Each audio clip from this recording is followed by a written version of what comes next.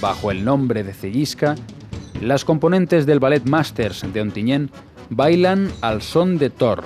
de Saúl Gómez, una coreografía de Mari Carmen Mompó, inspirada en un fenómeno meteorológico muy frecuente en los inviernos asturianos. El diseño y los movimientos representan a la fina agua de lluvia, que se convierte en heladora ventisca impulsada por la fuerza de los gélidos vientos que llegan desde el norte.